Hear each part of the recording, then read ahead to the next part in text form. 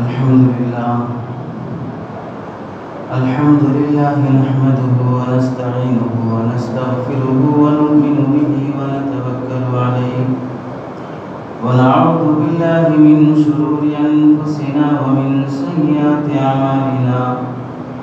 من يهده الله فلا مضل له ومن يضلله فلا هادي له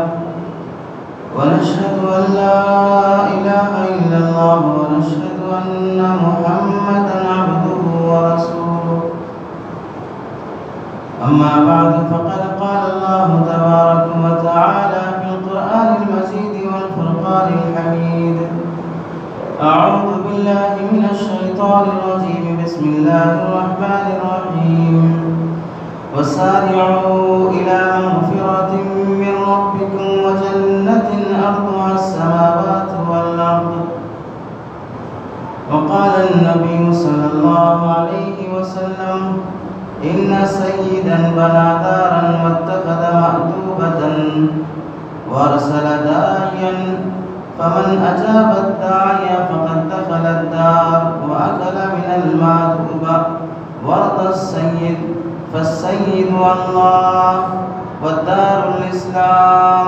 والمأدوبة الجنة والداعي محمد أو كما قال النبي صلى الله عليه وسلم اللهم صل على سيدنا محمد وعلى آل سيدنا محمد وبارك وسلم اللهم صل على سيدنا محمد وعلى آل سيدنا محمد وبارك وسلم اللهم صل على سيدنا محمد وعلى آل سيدنا محمد وبارك وسلم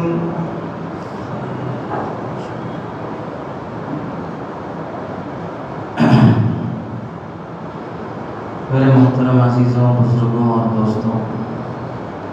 قرآن مجید کی آیت اور حدیث پاک آپ حضرات کے سامنے پڑھی گئی۔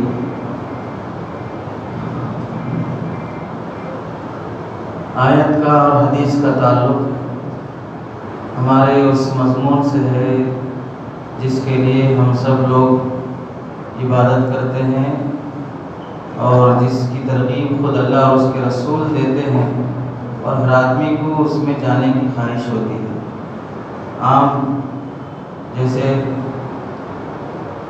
ہر انسان چاہتا ہے اچھی زندگی جینا، تھوڑے بہت بھی نیک اعمال کر کے جنت میں جانا، اللہ کو خوش کرنا۔ کتنا بھی گنہگار انسان ہو، کبھی نہ کبھی اس کے دل میں خیال آتا ہے کہ بھئی اللہ کو خوش کرنا چاہیے، کبھی نہ کبھی خیال آئے گا۔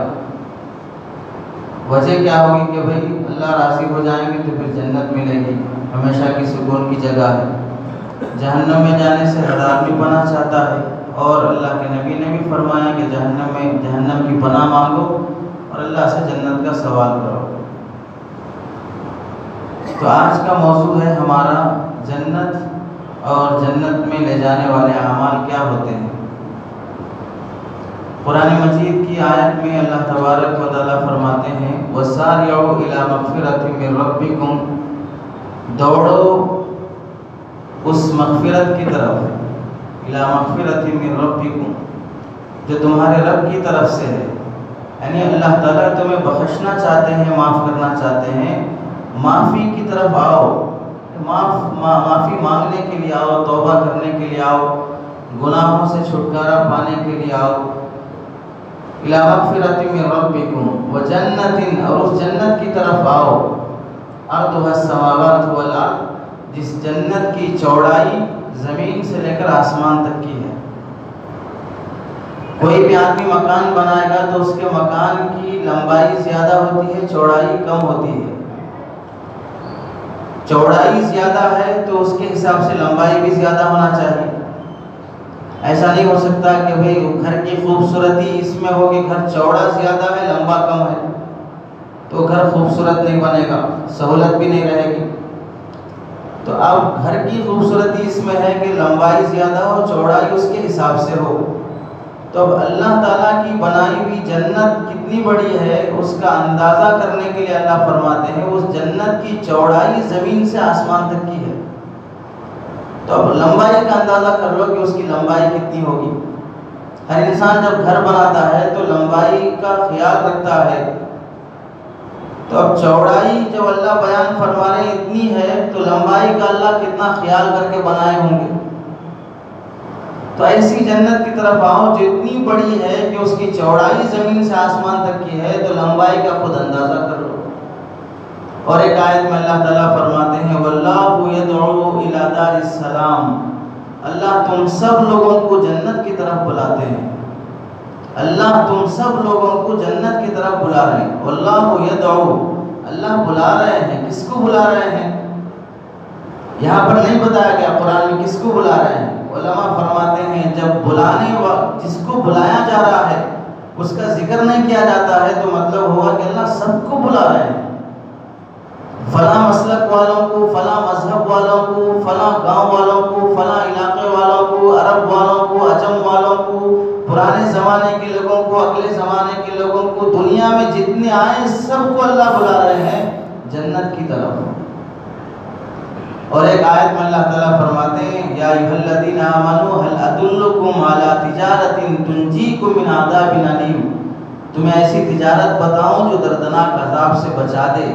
اور تمہیں جنت اور ہمیشہ کی خوشی اور راحت کی جگہ لے جانے کا ذریعہ بنے۔ تؤمنون باللہ ورسولہ وتجاہدون فی سبیلہ، تم اللہ پر ایمان لاؤ، اس کے رسول پر ایمان لاؤ اور اس کے راستے میں جہاد کے ذریعے سے یا تبلیغ کے ذریعے سے اس کے دین کو پھیلانے کی جو کوشش تم سے ہو سکتی ہے، کوئی خاص طرح کی کوشش نہیں، اسی طریقے سے دین کا کام کریں گے تو ہی جنت ملے گی، ایسا اللہ کے نزدیک ضابطہ نہیں ہے۔ جون سا طریقہ جو شریعت اور قرآن کے خلاف نہ ہو اس طریقے سے تم دین کا کام کر لو، اللہ تعالیٰ فرماتے ہیں میں تمہیں جنت کی طرف لے جانے کا یہ ذریعہ راستہ بتا رہا ہوں۔ حدیث پاک میں اللہ کے نبی صلی اللہ علیہ وسلم فرماتے ہیں ان سیدا بنا دارا، ایک سردار، ایک بہت بڑی ذات، اس نے بڑا شاندار محل بنایا، واتخذ مکتوبۃ، اور اس میں پارٹی کے لیے دسترخوان لگایا، دعوت اور کھلانے کے لیے،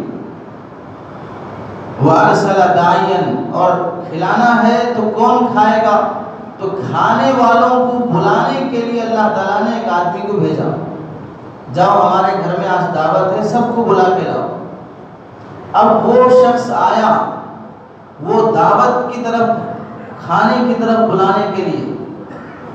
اب جب وہ بلانے والا آیا اور اس کے بلانے پر جس نے لبیک کہا اور یہ کہا کہ بھی آپ دعوت دے رہے ہیں، میں آنے کے لیے تیار ہوں، میں ضرور آؤں گا، جیسے شادی ہوتی ہے لڑکے کی لڑکی کی تو کارڈ دیتے بھی آپ ضرور تشریف لائیں، آپ کا انتظار رہے گا، آپ آئیں گے تو بڑی خوشی ہوگی، جیسے اکرام سے دعوت دی جاتی ہے ویسے وہ شخص آیا اور بڑے اکرام سے دعوت دیا کہ اللہ کہ ایک مالدار اور بڑی زبردست شخصیت نے ایک گھر بنا کے، محل بنا کے اور بڑی شاندار پارٹی کی ہے، تمہیں دعوت دے رہا ہے۔ وہ شخص آیا اور اس نے بلایا، فمن اجاب الداعیہ، اب اس کے بلانے پر اور اس کی دعوت پر جس نے لبیک کہا اور یہ کہا کہ ہم آنے کے لیے آپ کی دعوت کھانے کے لیے تیار ہیں، تو وہ شخص دخل الدار، وہ اس محل میں داخل ہوا، واتخذ من المأدوبہ واکل من المأدوبہ، اور دسترخوان پہ بیٹھ کے اس نے کھایا، اور اس کے آنے پر اور اس کے کھانے پر اس محل کا سردار اور مالک بڑا خوش ہوا۔ اللہ کے نبی صلی اللہ علیہ وسلم فرماتے ہیں یہ پوری بات کیا ہے سمجھ میں آ رہا ہے؟ ایک رات اللہ کے نبی صلی اللہ علیہ وسلم سو گئے، دل جاگ رہا ہے، ادھوری ابھی تھوڑی نیند اور تھوڑا جاگنا ہے، حضرت جبرائیل اور حضرت میکائیل علیہ السلام آئے، جبرائیل سرانے کھڑے، میکائیل پیروں کے پاس کھڑے اور کہنے لگے کہ یہ جو لیٹے ہوئے ہیں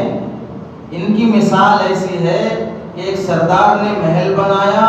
دسترخوان بچھایا، کھانے کے لیے لوگوں کو بلانے کی خاطر ایک آدمی کو بھیجا، جب وہ گئے لوگوں کو بلایا، لوگوں نے ان کی دعوت پہ لبیک کہا، گھر میں داخل ہوئے، دسترخوان پہ بیٹھ کے کھایا،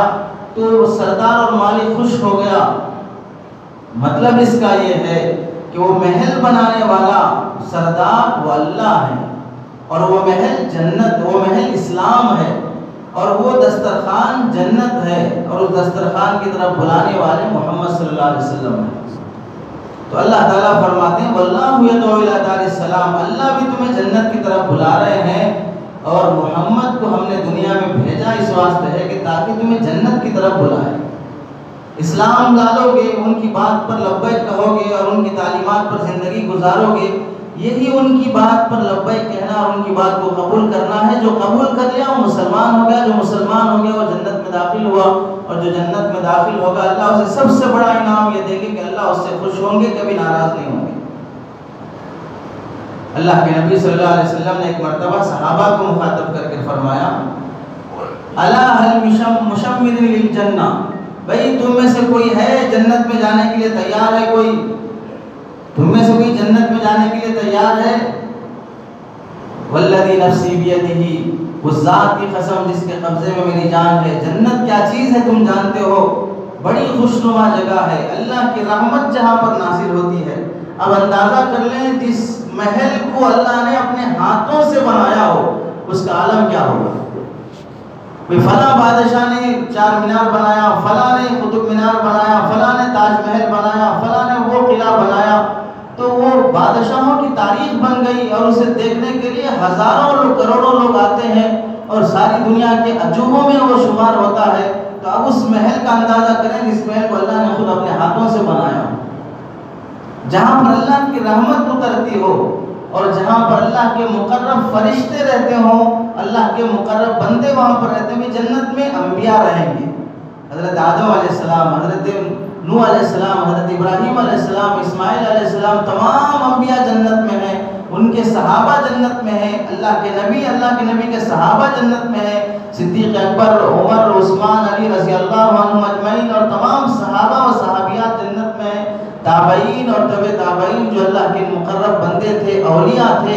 ائمہ اور محدثین، کہیں ابو حنیفہ، کہیں امام شافعی، کہیں امام مالک، کہیں امام بخاری، کہیں امام احمد بن حنبل، کہیں امام مسلم، یہ تمام فقہاء، تمام محدثین، تابعین، اولیاء سب جنت میں ہیں، جن کے تذکرے کر کے ہم بڑی سعادت اور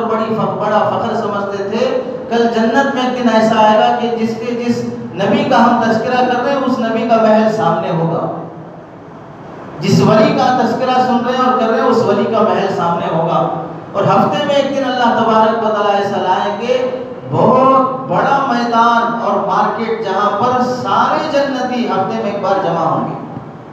ایک دوسرے سے ملاقات ہوگی، ایک دوسرے سے سلام مصافحہ ہوگا۔ آخر کا انسان بھی حضرت آدم علیہ السلام سے جا کے ملے گا، انہیں سلام کرے گا، مصافحہ کرے گا، ہر انسان بھی ایک دوسرے سے ملنے کی کھلی اجازت ہوگی، کسی کو وہاں پر یہ روک ٹوک نہیں ہوگی کہ فلاں فلاں کے محل میں داخل نہ ہو۔ البتہ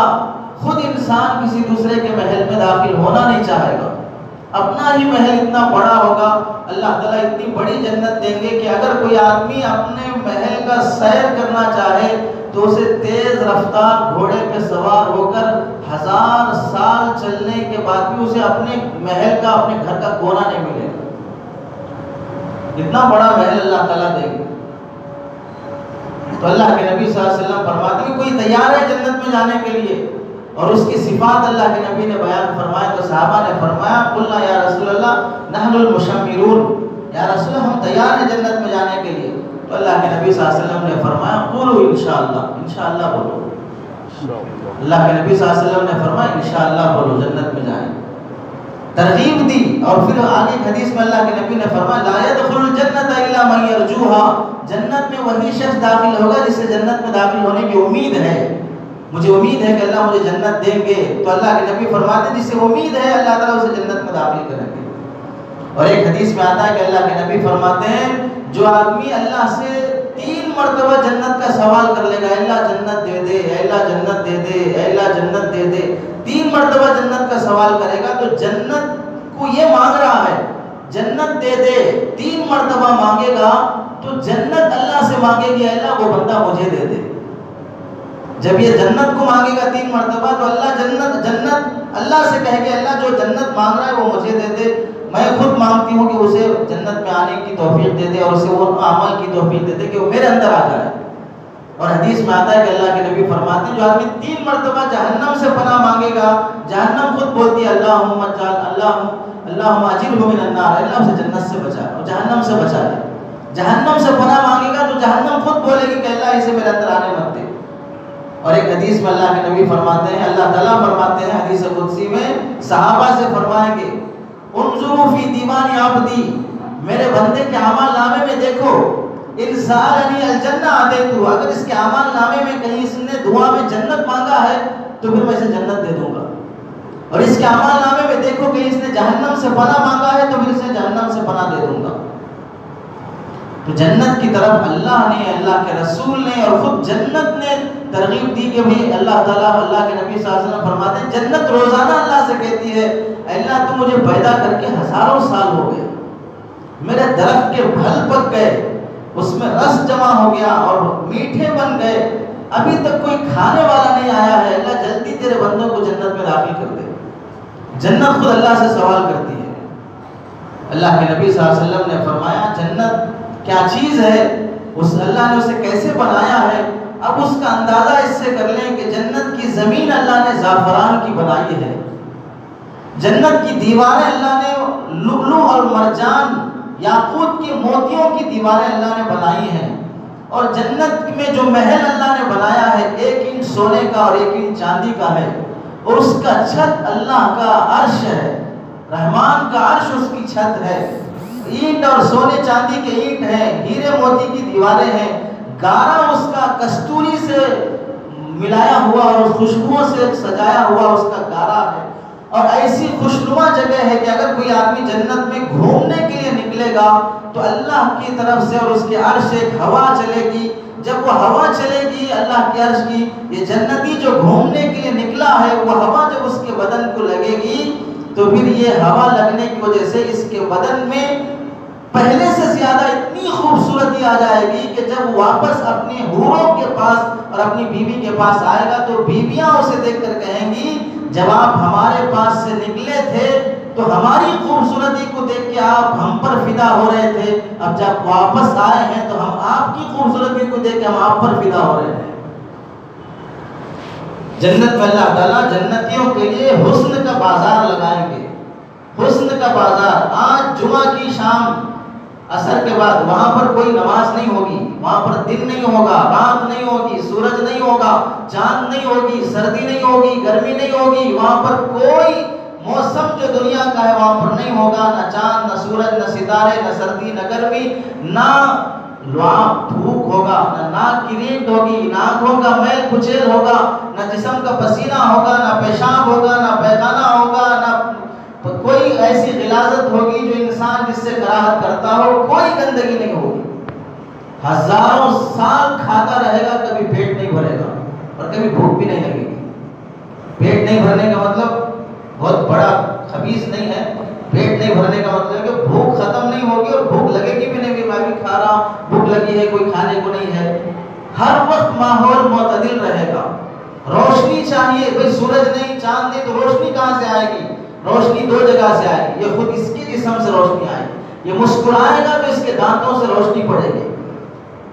اللہ کے عرش پر اللہ تعالیٰ قندیلیں چراغ لٹکا کے رکھ دیے ہیں، اس عرش کے چراغوں سے ہر جنتی کی جنت میں اللہ تعالیٰ روشنی پہنچائیں گے، اور ایسا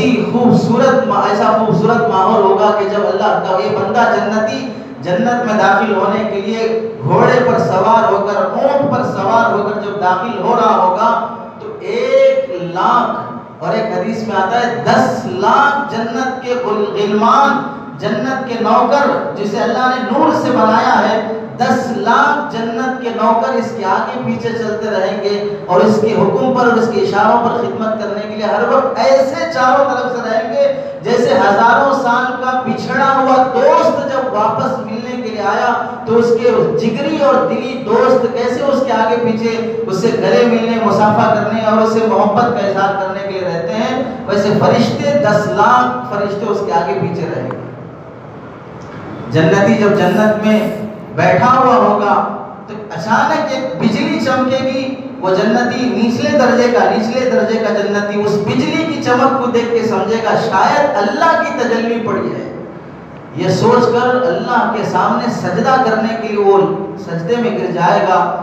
تو پھر فرشتہ اس سے کہے گا کہ اے اللہ کے بندے، یہ اللہ کی تجلی نہیں ہے، یہ اللہ کی ذات نہیں ہے، بلکہ یہ روشنی اور یہ بجلی کی طرح چمک جو آئی ہے تجھ سے اوپر والا جو جنتی ہے اپنے ایک کمرے سے دوسرے کمرے میں داخل ہوا تو اس داخل ہونے سے جو ہوا لگ کر جو چمک پیدا ہوئی ہے وہ یہ چمک ہے، جس چمک کو نیچے درجے کا جنتی خدا کی تجلی سمجھ کر سجدے میں گر جائے گا۔ حدیث پاک میں آتا ہے، اللہ کے نبی فرماتے ہیں جب قیامت کا میدان قائم ہوگا اور جو لوگ نیک اعمال کیے ہوئے ہوں گے ان کو جب جنت کی بشارت سنائی جائے گی، ابھی 10th کا ایگزام ہو، ڈگری کا ایگزام ہو، فرسٹ ایئر سیکنڈ ایئر کا ایگزام ہو، تو اس میں جب نتائج نکلتے ہیں، آدمی فرسٹ رینک سے پاس ہوا ہو، اچھا اس کے نمبرات آئے ہو، کتنا خوش ہوتا ہے، کیسی پارٹیاں کرتا ہے، کیسے ایک دوسرے کو بولتے پھرتا ہے۔ لڑکی بھی پاس ہو گئی تو بعض بڑے بھولے بندے ایسے ہیں کہ بیٹی اگر پاس ہو گئی تو اس کے بارے میں بولتے پھرتے ہیں، میری بیٹی فرسٹ آئی ہے، میری بیٹی فرسٹ آئی ہے، یہ بھی بولتے پھریں گے۔ دنیا کے معمولی ایگزام جہاں پر ہزاروں لوگوں کو پاس ہونا اور فیل ہونا ہے، اور یہ زندگی جب تک رہے گی پاس فیل کا قصہ چلتا رہے گا، لیکن وہاں قیامت کے میدان میں جو ایک بار پاس ہو گیا بس ختم، دوبارہ اسے پاس ہونے کا کوئی راستہ نہیں ہے، جو ایک بار فیل ہو گیا پھر دوبارہ اسے پاس ہونے کا کوئی راستہ نہیں ہے۔ وہاں کی خوشی جب ملے گی تو جب اللہ تعالیٰ نیک اعمال اس کے سیدھے ہاتھ میں دیں گے اور اسے جنت کی بشارت سنائیں گے، اللہ کے نبی فرماتے ہیں کہ بہت سے جنتی ایسے ہوں گے بلکہ ہر جنتی کے پاس اللہ تعالیٰ قیامت کے دن ایک فرشتے کو یہاں دل کے پاس کھڑا کر دیں گے۔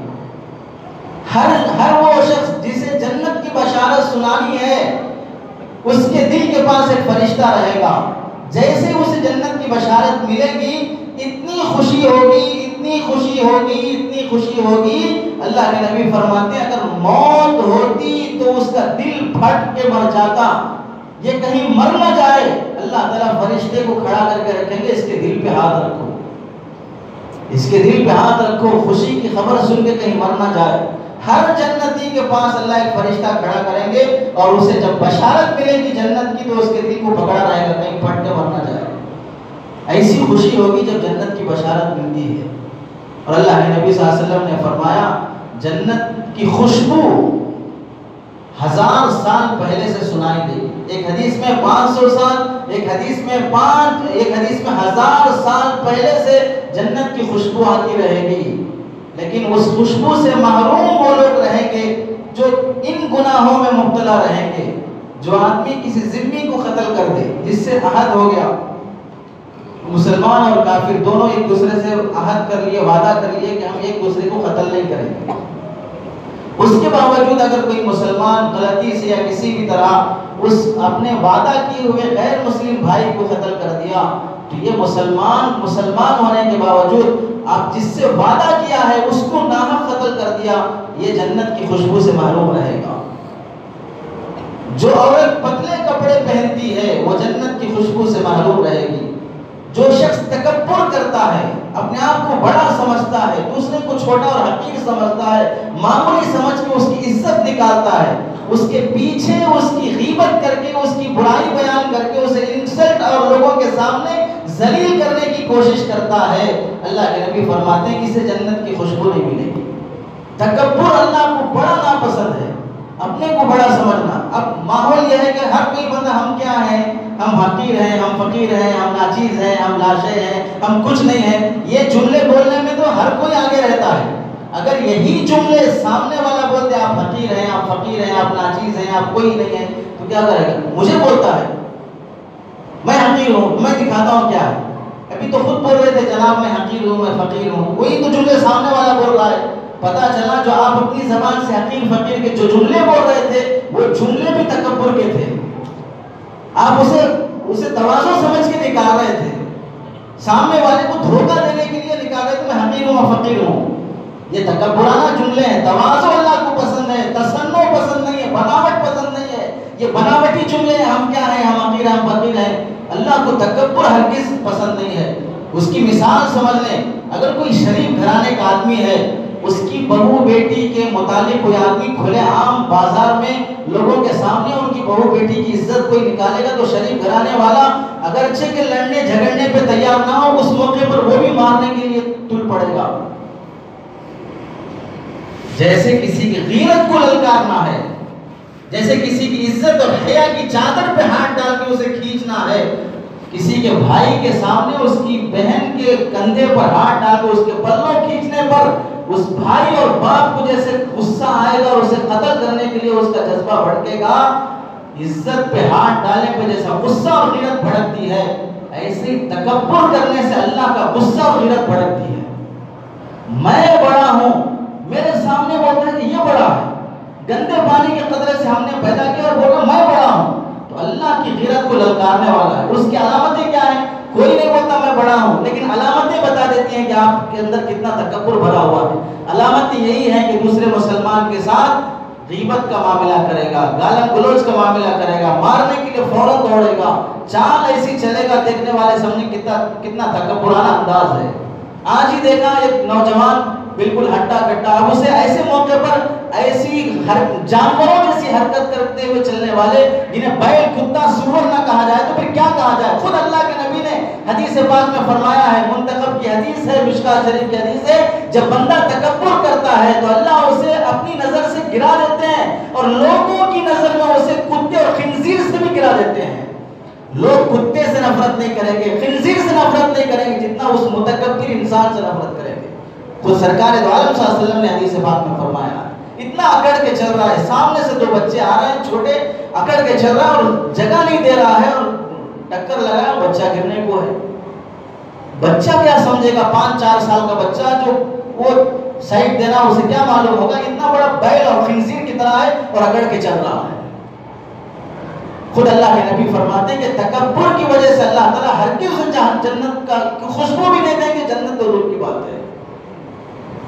تو اللہ کے نبی فرماتے ہیں قاتل کو جنت کی خوشبو نہیں، شراب کی عادت جسے پڑ جائے اسے جنت کی خوشبو نہیں، پتلے کپڑے پہننے کی، باریک کپڑے پہننے کی اور جسم دکھانے کی عادت جس عورت کو پڑ جائے، بے حیا اور بغیر برقعے کے گھومنے کی عادت جس عورت کو پڑ جائے اسے جنت کی خوشبو نہیں، بغیر کسی وجہ کے اپنے شوہر سے طلاق اور خلا مانگنے لگے اسے جنت کی خوشبو نہیں، کالا خضاب لگانے کی عادت، کالی مہندی کی لگانے کی جسے عادت پڑ جائے اسے جنت کی خوشبو نہیں، اور ٹخنے سے نیچے پیجامہ پہننے کی جسے عادت پڑ جائے اسے جنت کی خوشبو نہیں، رشتہ داری توڑنے کے اوپر جو تلا ہوا ہو، رشتہ داری اور ناطے کا لحاظ نہ کرتا ہو اسے جنت کی خوشبو نہیں ملے گی۔ اللہ کے نبی صلی اللہ علیہ وسلم نے جہاں پر جنت کی خوشبو کا تذکرہ کیا وہاں پر یہ بھی بتا دیا ان لوگوں کو جنت کی خوشبو نہیں ملے گی۔ اور اللہ تبارک و تعالی جنت کے دروازوں پر اپنے ایک رضوان داروغہ کو کھڑا کر کے رکھیں گے، ہر دروازے پر ایک رضوان داروغہ ہوگا، جب یہ جنتی جنت میں داخل ہوگا تو پھر وہ سلام علیکم طبتم فادخلوها خالدین، ہر رضوان و جنت کا داروغہ ان جنتیوں کو سلام کرے گا، آپ کو سلامتی ہو، آپ کو سلامتی ہو، اچھی زندگی گزارے ہیں اور آپ اچھی آخرت بھی گزاری ہے۔ اور جب جنتی جنت میں داخل ہو کے رہے گا اپنے گھر میں، اپنے جنت میں، فرشتے اس کے پاس اللہ کی طرف سے ہدیے اور تحفے لے کے آئیں گے۔ جیسے انسان ایک انسان کو تحفہ دیتا ہے، کوئی گھڑی تحفہ دیا، موبائل تحفہ دیا، اللہ تحفے دے کے بھیجیں گے جنتیوں کو۔ اب یہ جنتی کے پاس فرشتے تحفے پیک کر کے لائیں گے، دروازے کے پاس کھڑے رہیں گے، جنت کے اندر جو اس جنتی کے جو دربان ہیں اس سے پوچھیں گے بھائی تمہارے مالک سے اجازت لے لو، فرشتہ اندر آنا چاہتا ہے، یہ اللہ کا ولی ہے، اس کے گھر میں ہم بھی اجازت کے بغیر نہیں آ سکتے۔ وہ دربان دوسرے کو، وہ دربان دوسرے کو، ایسے قریب قریب ہوتے ہوتے جو اس جنتی کے قریب ہوگا اس تک خبر پہنچے گی، وہ اجازت دے گا تو پھر وہ فرشتے اس کے پاس وہ تحفے لا کر دیں گے۔ فرشتے بھی جس کے پاس اجازت لے کے آئیں گے، کتنی بڑی شان ہوگی، اور اس جنتی کی جنت سے اللہ کے عرش تک ڈائریکٹ ایک راستہ ہوگا جہاں پر یہ جنتی بغیر اجازت کے اللہ سے جب ملنا چاہے مل سکتا ہے۔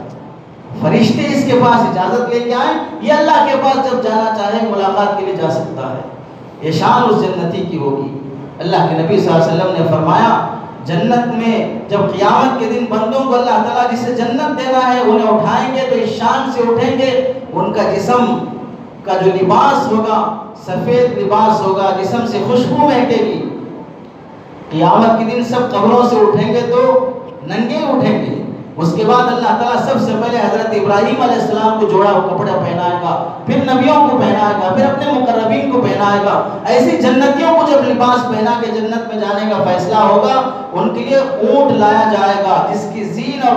کی زین سونے کی ہوگی، اور اس کے جوتے لائے جائیں گے جو روشنی سے چمکتے ہوں گے۔ جنت کی جو پورا محل بیاک ہے، جنت میں اگر ایک ناخن کے برابر بھی سوراخ کر دیا جائے اور وہ سوراخ سے نکلنے والی روشنی دنیا کی طرف پڑے گی تو ساری دنیا روشن ہو جائے گی۔ اس جنت کے ناخن کے برابر نکلنے والی ہوا اگر جنت دنیا کی طرف آ جائے تو ساری دنیا اس جنت کی ہوا سے خوشبودار اور معطر ہو جائے گی۔ اس جنتی کو اس اونٹ پر بٹھایا جائے گا اور بڑی شان سے اسے جنت کی طرف لے جایا جائے گا۔ جنت کے قریب جب پہنچے گا تو ایک دروازہ جہاں پر ایک کنڈی لٹی ہوئی ہوگی، اس پر ہاتھ لگائے گا تو اسے دو چشمے نظر آئیں گے۔ ایک چشمے سے، ایک کنویں سے وہ پانی پیے گا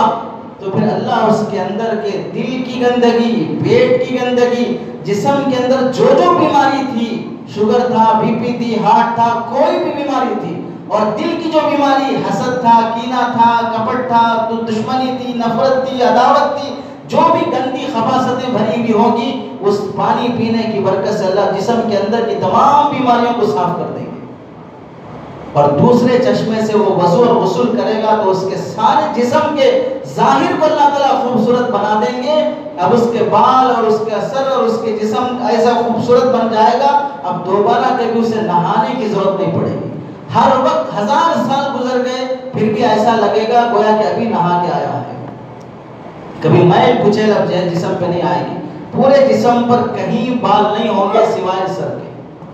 اور خوبصورتی کے لیے یہ جو بال ہونا ہے وہ رہیں گے، باقی پونچھ نہیں، داڑھی نہیں، جسم کے کہیں بال نہیں، بغل کے نہیں، ہاتھ کے نہیں، سینے کے نہیں، کہیں بال نہیں رہیں گے۔ اللہ ہر ایک کو خوبصورت بنا دیں گے، 33 سال کی عمر دیں گے، حضرت آدم علیہ السلام کا قد دیں گے، یوسف علیہ السلام کا حسن دیں گے، داؤد علیہ السلام کی خوبصورت آواز دیں گے، اور اللہ کے نبی صلی اللہ علیہ وسلم کے جیسے اخلاق دیں گے، اور ایسا ہمیشہ کی خوشی دیں گے کہ اللہ تبارک و تعالیٰ اب جوان کبھی بوڑھا نہیں، اب صحت مند کبھی بیمار نہیں، اب اس کے بعد جو نعمت تمہیں مل گئی کبھی زوال کبھی ختم ہونے والی نہیں ہے، بیماری کبھی نہیں آئے گی، بڑھاپا کبھی نہیں آئے گا، فنا کبھی طاری نہیں ہوگا۔ اللہ تعالیٰ ہمیشہ اسے خوش رکھنے کے فیصلے کر دیں گے۔ اونٹ پر سوار ہو کے جب وہ جنت میں داخل ہوگا تو جنت کا دروازہ جب کھٹکھٹائے گا، اس کی جو حور اندر بیٹھی ہوگی اسے جب پتا چلے گا تو جو فرشتے اس حور کو خوشخبری سنانے کے لیے کہ تیرا شوہر آ رہا ہے، وہ فرشتے کو اگر یہ جنتی پہلے سے اگر اسے معلوم نہ ہو کہ یہ فرشتے ایسے نور کے بنے ہوئے ہیں، اس جنتی اس فرشتے کو دیکھ لے گا تو یہ سمجھے گا یہ خدا ہے، اتنا نورانی فرشتہ ہوگا۔ جب اس حور کو خبر دے گا تو وہ حور اپنے بستر کو سجا کر وہ اپنے آنے والے شوہر کے استقبال میں باہر نکلے گی، اور اسے اپنے چٹائی، اپنے بستر پہ اور اپنے جو پلنگ اس کا بچھا ہوگا، لگا ہوگا، اس پر 70 گدے ریشم کے بچھے ہوں گے، اس پر چادریں ریشم کی لگی ہوں گی، اس پر اسے بٹھایا جائے گا، اور ہزاروں لاکھوں حوریں اس کے لیے اللہ تعالیٰ عطا کریں گے۔ ہر حور سے وہ حدیث پاک میں آتا ہے 40 سال تک ہم بستری کرتا رہے گا پھر بھی نہیں تھکے گا، 40 سال تک۔ اللہ کے نبی حدیث میں بیان فرماتے ہیں اس واسطے کہ دنیا میں جو گناہ ہوتے ہیں، ایک تو شرمگاہ کے گناہ، ایک تو پیٹ کے گناہ، کھانے کے لیے لوٹ مار، دھوکہ، چوری، یہ سب ہو رہا ہے، اور شرمگاہ کی گناہ کی وجہ سے دوسروں پہ نظر اور دوسروں پہ یہ تعلقات، غلط تعلقات ہو رہے ہیں۔ تو اللہ تعالیٰ، اللہ کے نبی فرماتے اصل جو خوشی کی، کھانے کی اور خواہش کی جگہ ہے، اللہ نے جنت میں بنا کے رکھی ہے۔ کبھی تمہاری جوانی ختم نہیں ہوگی، کبھی خواہش ختم نہیں ہوگی، کبھی آدمی کمزور نہیں پڑے گا، اور اللہ تبارک و تعالیٰ ایسے ایسے رحم کے بہانے وہاں پر بندے کو بخشنے کے لیے تلاش کریں گے کہ میرا بندہ کس طرح بخشا جائے۔ حدیث پاک میں آتا ہے اللہ تبارک و تعالیٰ جب اعمال نامے تولے جائیں گے بندوں کے، ایک بندہ جس کے پاس کوئی نیکی نہیں ہے، صرف ایک باقی ہے، سارے گناہ ہیں، اب اس کے حق میں فیصلہ ہے جہنم کا، اب وہ بیچارہ ایک نیکی لے کے کیا کرے گا، اور ایک وہ بندہ جس کے نیکیاں اور گناہ دونوں برابر ہیں،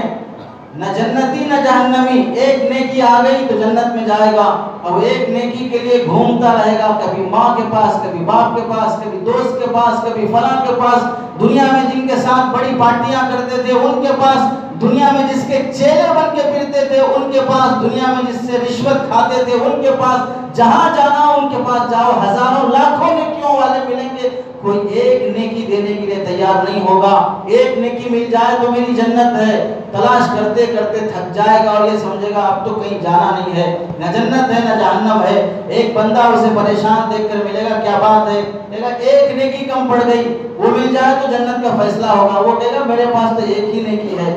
تجھے ایک نیکی ہونا ہے، میرے تو پاس تو ایک ہی نیکی ہے، اب مجھے جنت کہاں ملے گی؟ یہ نیکی لے جا اور اپنی جنت میں جا. وہ بندہ اسے ایک نیکی دے دے گا. جب یہ اللہ کے پاس دوڑتا ہوا خوشی خوشی آئے گا، اللہ ایک نیکی مل گئی، آپ نے بولا تھا ایک مل جائے تو جنت مل جائے گی، ایک نیکی مل گئی. اللہ تعالیٰ کو پہلے سے معلوم ہے، پھر بھی پوچھیں گے کیا ہوا، ایک نیکی مل گئی ہے. تو اللہ تعالیٰ پوچھیں گے کس نے دیا ایک نیکی، جبکہ اللہ کو سب معلوم ہے، پھر بھی اللہ اپنا بھی شوق دکھائیں گے. کون یہاں پر اس میدان میں ایسا سخی کون آ گیا، فلاں نے دیا ہے، اسے بلا کے لاؤ. جب اسے بلا کے لایا جائے گا تو اللہ اس سے کہیں گے آج سب سے زیادہ رحم اور سخاوت کرنے والا میں ہوں، تو مجھ سے بھی بڑا سخی بننا چاہتا ہے، آج میری سخاوت سب سے زیادہ رہے گی. اپنے اس بھائی کا ہاتھ پکڑ اور دونوں جنت میں چلے جاؤ.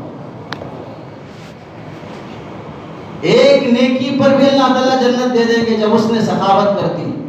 ایک بندہ جس کے گناہ اور نیکیاں دونوں برابر ہیں، گناہ اور نیکیاں دونوں برابر ہیں، اللہ اس سے کہیں گے نہ جنت نہ جہنم. اب کیا فیصلہ؟ اتنے میں ایک فرشتہ آئے گا، ایک کاغذ کا ٹکڑا اس کے گناہوں کے پلڑے میں ڈالے گا، گناہوں کے پلڑے میں وہ کاغذ کا ٹکڑا ڈالے گا، گناہوں کا پلڑا بھاری ہو جائے گا، نیکیوں کا پلڑا ہلکا ہو جائے گا. اب اس کے بارے میں جہنم کا فیصلہ ہو جائے گا. ایک چھوٹا سا کاغذ ہے، وہ تعجب سے پوچھے گا بھئی اس کاغذ میں کیا ہے جس نے ساری نیکیوں کو ہوا میں اڑا دیا اور گناہوں کے پلڑے کو بھاری کر دیا، کیا ہوگا اس کاغذ میں؟ فرشتہ کہے گا اس کاغذ میں اف. اس کاغذ میں لکھا ہے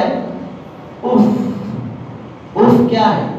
اللہ نے قرآن مجید میں فرمایا وَلَا تَقُلْ لَهُمَا اُفٍّ وَلَا تَنْهَرْهُمَا. اپنے ماں باپ کو اف تک نہ کہو، اپنے ماں باپ کو اف تک نہ کہو. اس کاغذ میں وہی اف لکھا ہے جو تو اپنے ماں باپ کو ستاتے ہوئے نافرمانی کرتے، جو تو نے اپنے ماں باپ کے سامنے بیزاری کا جو اظہار کیا ہے، وہ اف لکھا ہے. 2 حرف الف اور فا، اف لکھا ہے بس. وہ اف اس کے گناہوں کے پلڑے کو بھاری کر دے گا، نیکیاں ہوا میں اڑ جائیں گے اور جہنم کا فیصلہ ہو جائے گا. وہ جہنم کی طرف جا رہا ہے، دیکھا اس کا باپ بھی جہنم کی طرف جا رہا ہے، تو یہ تعجب کرے گا میں اپنے باپ کی نافرمانی کی وجہ سے جہنم میں جا رہا ہوں، میرا باپ بھی جہنم میں کیوں جا رہا ہے؟ تو یہ فرشتوں سے کہے گا ایک بار اللہ کے پاس واپس لے چلو مجھے. واپس لائیں گے تو اللہ پوچھے کیا بات ہے؟ تو اللہ سے کہے گا اللہ میں اپنے باپ اور ماں باپ کی نافرمانی کی وجہ سے جہنم میں جا رہا ہوں، لیکن میرا باپ بھی جہنم میں جا رہا ہے. اب اگر دنیا میں نے اپنے باپ کی فرما برداری نہیں کی ہے تو اب میں اپنے باپ کے ساتھ حسن سلوک کرنا چاہتا ہوں. میرے باپ کو جہنم میں بھیج کے جو عذاب آپ دینا چاہتے ہیں وہ عذاب مجھے دے دیجئے اور میرے باپ کو جنت میں بھیج دیجئے. جو عذاب میرے باپ کو آپ جہنم میں بھیج کے دینا چاہتے ہیں وہ مجھے دے دیجئے اور میرے باپ کو جنت دے دیجئے. اتنا وہ کہے گا تو اللہ تعالیٰ اس کی اس بات کو سن کر ہنسیں گے اور خوش ہوں گے اور فرمائیں گے تو نے آخرت میں اپنے باپ کے ساتھ اس نے سلوک کیا ہے، یہ بھی رائے گا نہیں ہوگا. اپنے باپ کا ہاتھ پکڑ اور دونوں جنت میں چلے جاؤ. اللہ رحمت کے بہانے ڈھونڈیں گے کہ میرے بندے کو بخشے، میرا بندہ بخشا جائے، اس کی مغفرت ہو جائے. تو جنت بڑی اعلیٰ درجے کی چیز ہے. اس کی طلب کے لیے اللہ کے نبی صلی اللہ علیہ وسلم نے فرمایا جنت میں ہر عبادت کا دروازہ ہے، نماز کا دروازہ، روزے کا دروازہ، فلاں دروازہ. اور دروازہ اس کی چوڑائی کتنی ہے؟ اگر ایک تو دروازہ جو چوڑا چوکھٹ رہتی ہے چوڑائی کی، اس چوکھٹ سے لے کر اس چوکھٹ تک آنے کے لیے آدمی کو گھوڑے پر سوار ہو کر 40 سال چلنا پڑے گا. اتنا بڑا چوڑا دروازہ ہے. اللہ کے نبی صلی اللہ علیہ وسلم فرماتے ہیں اتنا چوڑا دروازہ کہ گھوڑے پہ سوار ہو کر اس چوکھٹ سے اس چوکھٹ کو آنے کے لیے 40 سال لگیں گے. ایک دن آئے گا کہ وہ دروازہ بھی جنتیوں سے کھچا کھچ بھرا ہوا رہے گا. اتنا بھرا ہوا رہے گا وہ دروازہ. جنتی اس قدر کثیر تعداد میں جنت میں داخل ہوں گے. اس میں ایک دروازہ نماز کا دروازہ، روزے کا دروازہ، عبادت کا دروازہ، سخاوت کا دروازہ، صدقے کا دروازہ. ان میں سے ایک دروازہ والد بھی ہوگا. الاب اوسط ابواب الجنہ، باپ بھی جنت کے دروازوں میں سے مین گیٹ ہے. درمیان کا دروازہ ہے، اس کی قدر کرو۔ اور بہت سے بندے ایسے ہوں گے جسے جنت کے تمام دروازے اپنی طرف بلائیں گے، میرے اندر سے آؤ، میرے پاس سے آؤ، میرے پاس سے آؤ۔ اور جس بندے کو جنت کے تمام دروازے بلائیں گے اس کی بڑی شان ہوگی،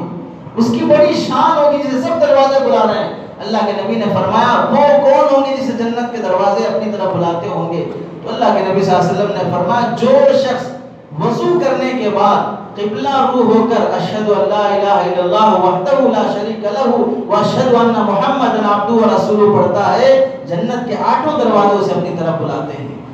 جو ارکان اسلام پر پابندی سے عمل کرتا ہے 8 دروازوں سے اپنی طرف بلاتے ہیں۔ جو آدمی اپنے کسی 2 بیٹیوں کو پال کر صحیح جگہ رشتہ کر کے دے دے، 2 بہنوں کو پال کے صحیح جگہ رشتہ کر کے دے دے، 2 پھوپھیوں کو پال کے صحیح جگہ رشتہ کر کے دے دے، 2 خالاؤں کو پال کے صحیح جگہ رشتہ کر کے دے دے، اللہ تعالیٰ فرماتے ہیں جنت کے 8 دروازوں سے اپنی طرف بلائیں گے۔ اور ایک حدیث میں آتا ہے کہ اللہ کے نبی فرماتے ہیں بچپن میں جس کے بچے گزر گئے ہوں 2 سال 4 سال 5 سال کے، ان بچوں جو گزر گئے اللہ تعالیٰ ان کو جنت کے دروازوں پہ کھڑا کریں گے۔ وہ بچے جس دروازے سے چاہیں انہیں اپنے ماں باپ کو لے کے جائیں گے۔ بڑی شان ہوگی ان لوگوں کی جسے 8 دروازے جنت کی طرف بلاتے ہوں گے، اپنے پاس سے داخل ہونے کو کہتے ہوں۔ اور بہت سے بندے ایسے ہیں، صدیق اکبر رضی اللہ تعالیٰ عنہ کے متعلق ہے کہ اللہ کے نبی صلی اللہ علیہ وسلم نے فرمایا صدیق اکبر وہ ہے جسے جنت کے 8 دروازے بلائیں۔ اسی وقت بشارت اللہ کے نبی صلی اللہ علیہ وسلم نے سنا دی ہے۔ تو آدمی یہ کوشش کرے جنت کی طلب، اللہ سے روزانہ جنت مانگے، جہنم سے پناہ مانگے۔ آدمی جنت ابھی پوری سنا نہیں ہے، ابھی پوری سنا نہیں ہے کہ اور آگے کیا کیا وہاں پر کھانے کی چیزیں ہیں، حوریں کیسی ملیں گی، لباس کیسا رہے گا، وہ ساری چیزیں اور باقی ہیں۔ آدمی جب سنے گا تو شوق پیدا ہوگا، عمل کی طرف جذبہ آئے گا۔ تو آدمی یہ تو اہتمام کرے۔ اللہ کے نبی صلی اللہ علیہ وسلم نے فرمایا 8 دروازے جسے بلائیں گے ان میں سے ایک بندہ وہ بھی ہوگا جو کبھی کسی سے قرضہ لیا ہے، واپس کرنے کا جو ٹائم ہے 2 تاریخ کو واپس کر دوں گا، 2 تاریخ آنے سے پہلے جب اگر وہ اپنا قرضہ بڑے اکرام سے واپس کر دے گا تو اللہ کے نبی فرماتے ہیں قرضہ وقت پر واپس کرنے والے کو جنت کے 8 دروازے بلائیں گے۔ آج مسئلہ قرضہ لے کے واپس کرنے والے نہیں ہیں، اس واسطے دینے والے بھی نہیں ملتے ہیں، سود پہ دینے والے مل جائیں گے، قرض حسنہ دینے والے نہیں ملتے ہیں۔ حالانکہ اللہ کے نبی فرماتے ہیں میں نے جنت کے دروازوں پہ جو لکھا ہوا دیکھا اس میں یہ بھی دیکھا، اللہ کے نبی صلی اللہ علیہ وسلم نے فرمایا صدقہ دینے پر 1 کا 10 گنا بڑھا کے ملے گا، قرضہ دینے پر 1 کا 18 گنا بڑھا کے ملے گا۔ 1 روپیہ قرضہ صدقہ دو گے تو 10 گنا بڑھا کے ملے گا، 1 روپیہ قرضہ دو گے تو 18 گنا بڑھا کے ملے گا۔ قرضہ واپس کر دو گے وقت پر تو اللہ تعالیٰ فرماتے ہیں جنت کے 8 دروازے تمہیں بلائیں گے۔ اور اگر کوئی آدمی اپنے کسی رشتہ دار کے قاتل کو معاف کر دے، کسی نے کسی کا مرڈر کر دیا، اس نے بھائی کا مثال کے طور پہ، تو بھائی کو جس نے قتل کیا ہے اس قاتل کو معاف کر دے گا تو اللہ اس معاف کرنے والے کے بارے میں فرماتے ہیں جنت کے 8 دروازے سے اپنی طرف بلائیں گے۔ اور حدیث میں آتا ہے اللہ کے نبی نے فرمایا فرض نماز کے بعد اگر کوئی آدمی 10 مرتبہ سورہ اخلاص پڑھ لے گا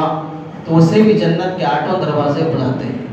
صدیق اکبر رضی اللہ تعالیٰ عنہ نے پوچھا یا رسول اللہ قاتل کو معاف کرنا، قرضہ ٹائم پہ ادا کر دینا، فرض نماز کے بعد 10 مرتبہ سورہ اخلاص پڑھنا، 3 کام کرنا ہے، ایک کام کر لیے تو بھی جنت کے 8 دروازے بلائیں گے؟ صدیق اکبر رضی اللہ عنہ نے پوچھا تو اللہ کے نبی صلی اللہ علیہ وسلم نے فرمایا ایک کام بھی کر لے تو بھی جنت کے 8 دروازے اسے اپنی طرف بلاتے ہیں۔ تو آدمی جنت کی طلب میں لگا رہے، دنیا کی تکلیفیں کوئی تکلیف نہیں ہے، ایک بار جنت کی سیر ہو جائے اس آدمی کی جو پوری زندگی دنیا میں کانٹوں میں زندگی گزارا ہے،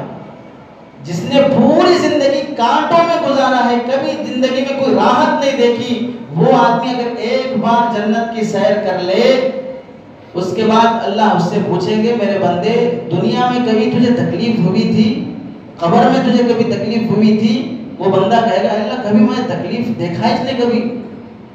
دنیا کی ساری تکلیفیں بھول جائے گا جب ایک بار جنت کی سیر ہوگی۔ ایسی راحت اور سکون کی جگہ ہے، تو آدمی ان اعمال میں لگے جو جنت میں لے جانے والے ہیں اور ان اعمال سے بچنے کی کوشش کرے جو جہنم میں لے جانے والے ہیں۔ اور ان خاص طور سے ان گناہوں سے بچے جس گناہ کی وجہ سے آدمی جنت سے اور جنت کی خوشبو سے محروم رہ جاتا ہے۔ اللہ تعالی ہم سب کو سنی باتوں پر عمل کی توفیق نصیب فرمائے۔ وآخر دعوانا الحمدللہ۔